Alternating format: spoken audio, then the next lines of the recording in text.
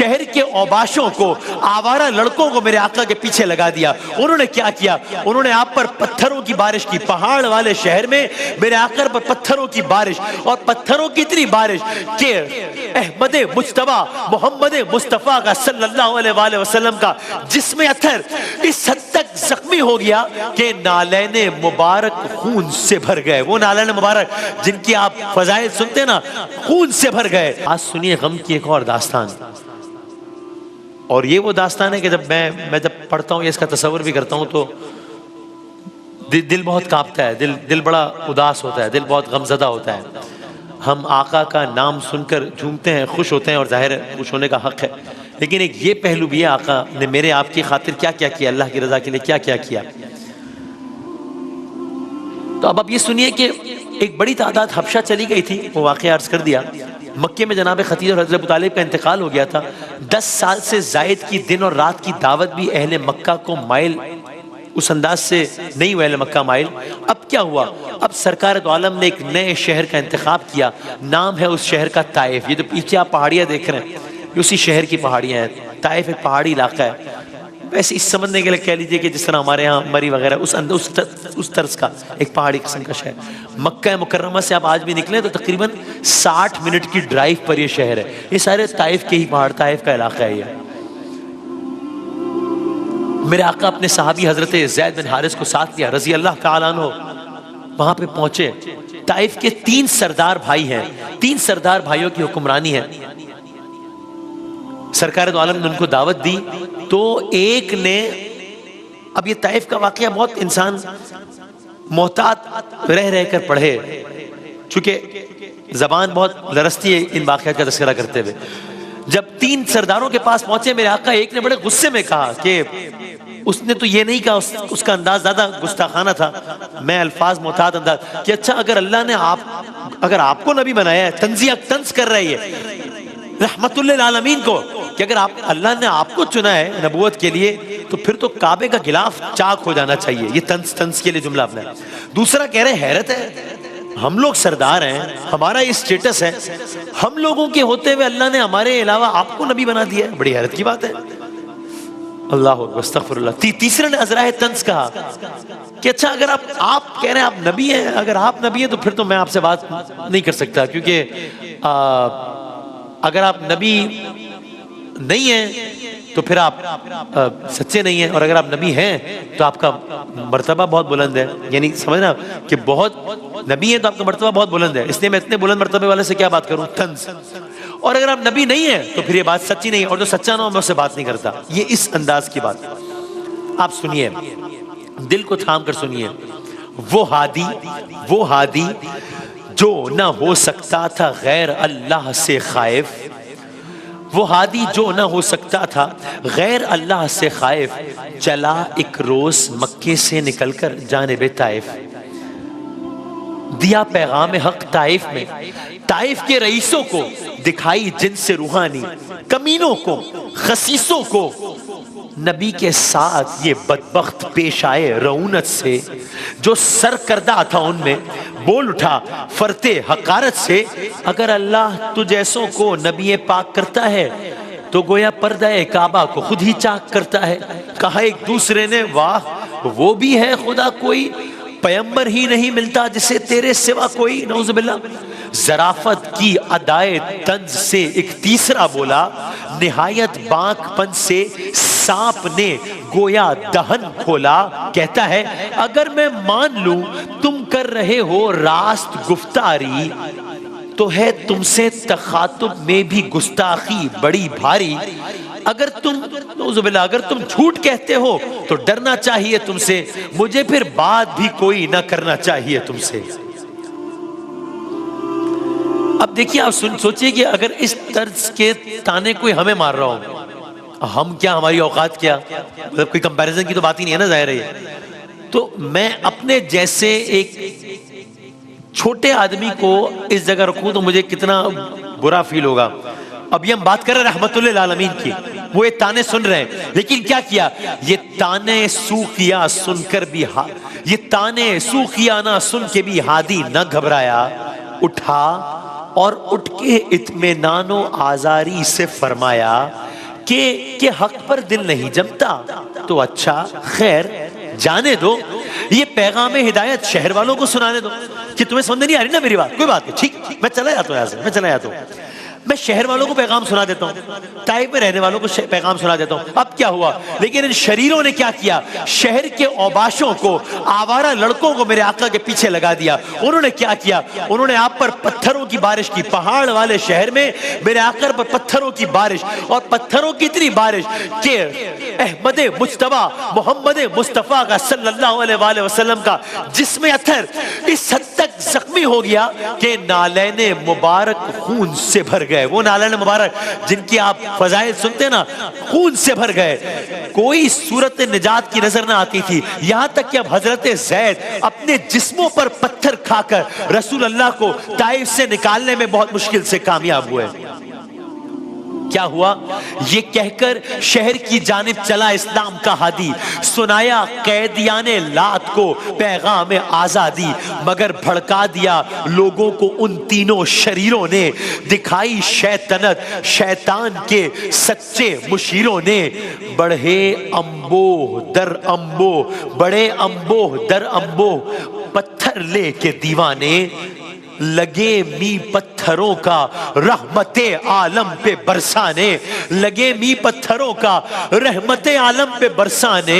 اب آپ نے آقا کے فضائل سنے نا, کہ آقا کی ابروں کے کیا کہنے ہیں, آقا کی زلف کے کیا کہنے ہیں, آقا کی آنکھوں کے کیا کہنے ہیں, فضائل سنے نا. اب آپ اس انداز سے سنیے, وہ ابر لطف جس کے سائے کو گلشن ترستے تھے,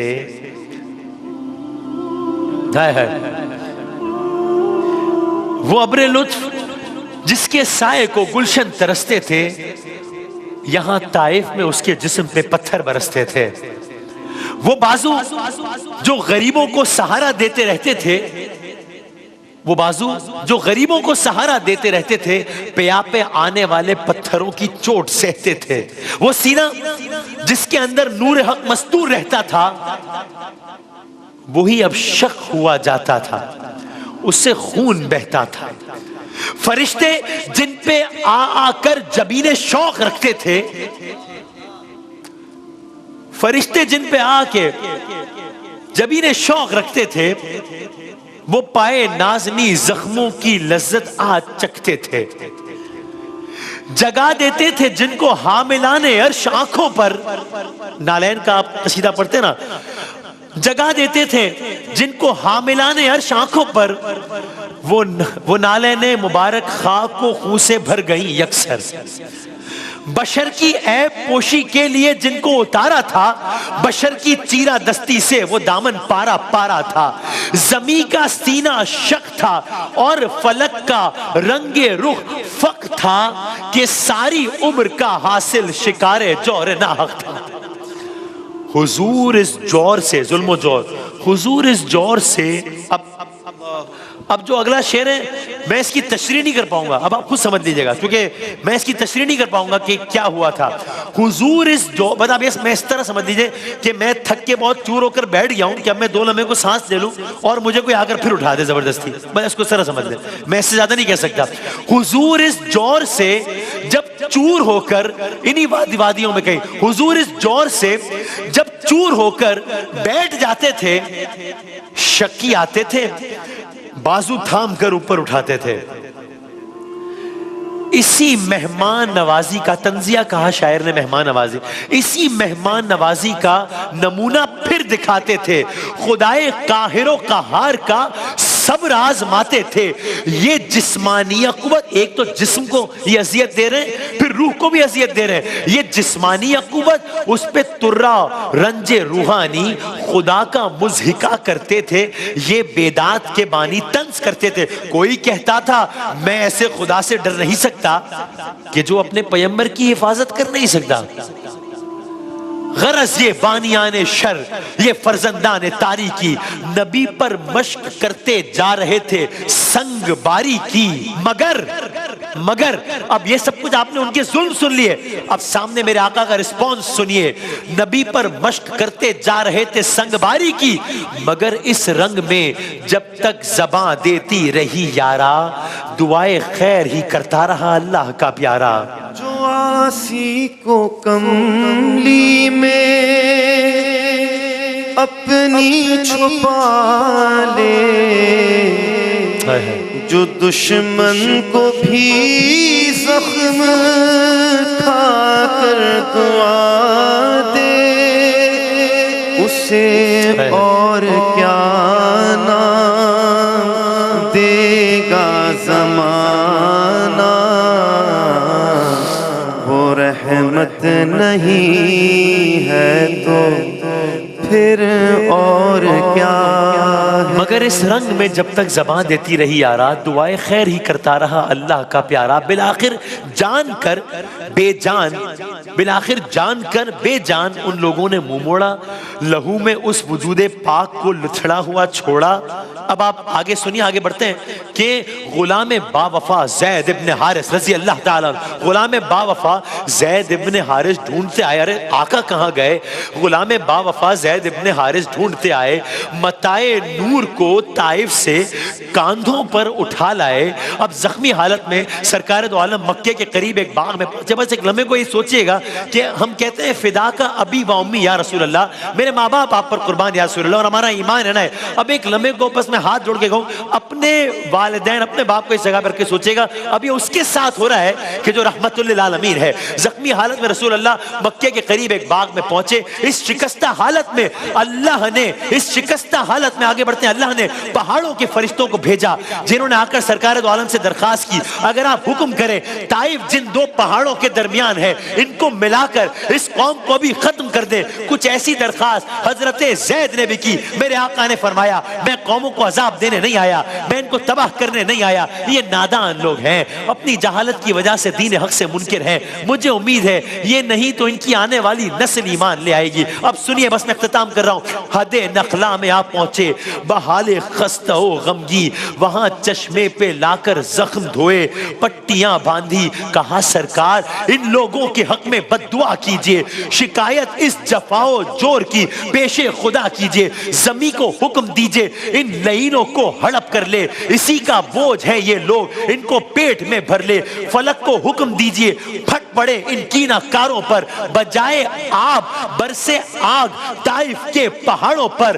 جناب رحمت للعالمین نے ہنس کے فرمایا کہ میں اس دہر میں قہر و غضب بن کر نہیں آیا، کہ میں اس دہر میں قہر و غضب بن کر نہیں آیا۔ اگر کچھ لوگ آج اسلام پر ایمان نہیں لاتے، خدائے پاک کے دامان وحدت میں نہیں آتے، مگر نسلیں ضرور ان کی اسے پہچان جائیں گی، در توحید پر ایک روز آ کر سر جھکائیں گی۔ میں ان کے حق میں کیوں قہر الہی کی دعا مانگوں؟ بشر ہیں، بے خبر ہیں، کیوں تباہی کی دعا مانگوں؟ پتھر مارنے والوں کے لیے سرکار دو عالم کی دعا سنیے، داستان ختم ہو رہی ہے۔ یہ فرما کر نبی نے ہاتھ اٹھا کر، کن لوگوں کے لیے ہاتھ اٹھا رہے ہیں؟ دعا کے لیے۔ جن لوگوں نے ہاتھ اٹھائے تھے پتھر برسانے کے لیے، یہ فرما کر نبی نے ہاتھ اٹھا کر ایک دعا مانگی۔ دعا، یہ فرما کر نبی نے ہاتھ اٹھا کر ایک دعا مانگی، خدا کا فضل مانگا، خوئے تسلیم و رضا مانگی، دعا مانگی الہی قوم کو چشمے بصیرت دے، الہی رحم کر ان پر، انہیں نور ہدایت دے، جہالت ہی نے رکھا ہے صداقت کے خلاف ان کو، بیچارے بے خبر ہیں، بیچارے بے خبر انجان ہیں، کر دے معاف ان کو، فراقی ہمتوں کو روشنی دے، ان کے سینوں کو کنارے پر لگا دے، ڈوبنے والے سفینوں کو آخری شیر الہی فضل کر۔ میرے آقا دعا کر رہے طائف کے مکینوں کے لیے، الہی فضل کر کو سارے طائف کے مکینوں پر، الہی پھول برسا پتھروں والی زمینوں پر۔